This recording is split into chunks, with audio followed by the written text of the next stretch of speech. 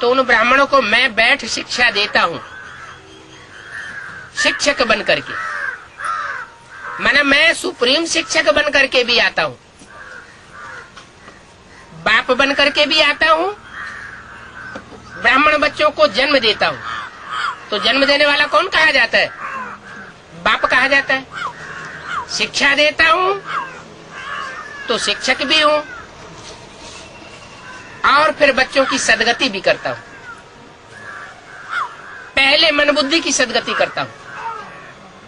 मन बुद्धि जो देह और देह के संबंधों में रमी रहती है, कचड़े की दुनिया में लगी रहती है, गंध खाती रहती है, ऐसी गंधमयी बुद्धि को मैं आकर के स्वच्छ बनाता हूं, ज्ञान युक्त संकल्प चलाने वाली बनाता हूं। नई दुनिया के संकल्पों से भरपूर बनाता हूं। जो दुष्ट संकल्प हैं वो समाप्त होने लगते हैं और शुद्ध संकल्प में रमण करने लगती है आत्मा। तो जैसे मन बुद्धि स्वच्छ हुई, ये सदगति होती है मन बुद्धि रूपी आत्मा की। पहले आत्मा की सदगति होगी या पहले शरीर की सदगति होगी? पहले आत्मा की सदगति। सूक्ष्म तो आत्मा है, चैतन्य आत्मा है, शरीर तो जड़ है। जब आत्मा चैतन्य सात्विक बनती है, शुद्ध संकल्प चलाने वाली बनती है, ज्ञान युक्त संकल्प चलाने वाली बनती है, तो आत्मा के चारों ओर वाइब्रेशन भी कैसे फैलेंगे? शुद्ध सात्विक सतोगुणी सतयुग स्थापन करने वाले वाइब्रेशन फैलेंगे ना। हर आत्मा के चारों तरफ वलय होता है वाइब्रेशन का। जैसे देवताओं के चारों ओर, सर के चारों ओर पवित्रता का वलय दिखाया जाता है, ऐसे ही चाहे राक्षसी संकल्प छोड़ने वाली आत्मा हो, चाहे दैवीय संकल्प छोड़ने वाली आत्मा हो, चाहे भूलें करने वाली मनुष्य आत्मा हो, सबके चारों ओर वाइब्रेशन फैलते हैं। तो बाप कहते हैं मैं सदगुरु के रूप में आकर के तुम्हारी आत्मा की पहले सदगति करता हूं। जो आत्मा दुर्गति में पड़ी हुई है, गंध का चिंतन करने वाली बन जाती है कलयुग के अंत में, मैं उस आत्मा को सात्विक बुद्धि बनाता हूं। और जब आत्मा सतो प्रधान बन जाती है तो उसको सदाकाल का सुख महसूस होगा या अल्पकाल का गंध वाला सुख महसूस होगा? सदा काल का सुख महसूस करने वाले देवता होते।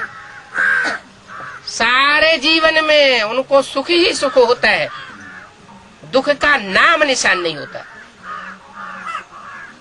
वही आत्मा जब कलयुग के अंत में पतित बन जाती है, विकारों में गिर जाती है, विकारों में गोते खाती है, तो उसका सुख विकारी इंद्रियों से भोगने वाला सुख जो है क्षण भंगुर हो जाता है।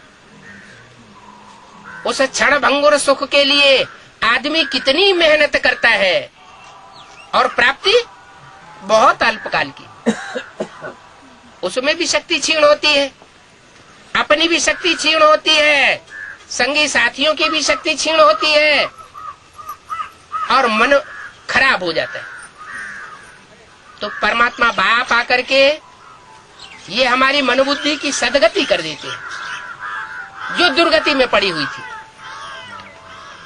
जब ऐसी आत्मा की सदगति होती है तो उसके वाइब्रेशन के अंदर लगातार जो शरीर थमा हुआ है वो शरीर में भी परिवर्तन आता है, निरोगी काया बनने लगती है। निरोगी काया देवताओं के अंगों में दिखाते हैं। कहते भी है कमल नेत्र, कमल पाद, कमल हस्त, मुख कमल, देवताओं को ऐसे कहते हैं ना, तो जैसे फूलों का राजा कमल कितना खिला हुआ और स्पष्ट कीचड़ से रहित दिखाई पड़ता है, ऐसे ही आत्मा चेहरे से देखने से ही पता चलता है कि इसके अंदर कोई प्रकार के गंदीय संकल्प नहीं मौजूद है। परम पवित्र देवता बनने वाली आत्मा यहाँ दिखाई पड़ती है। इसलिए देवताओं के नेत्र, जो मूर्तियां बनाई जाती हैं मंदिरों में, वो बड़े बड़े नेत्र दिखाई जाते हैं। उन नेत्रों में कितना आकर्षण होता है। और आज मनुष्यों के नेत्र विकारी सुख भोगते भोगते अंदर घुस गए। तो कितना देवताओं का खुशनुमा चेहरा बन जाता है। तो ये तरीका बाप आकर सिखाते हैं, मनुष्य को देवता बनाने वाला। तो सदगति करने वाला भी वही सदगुरु है।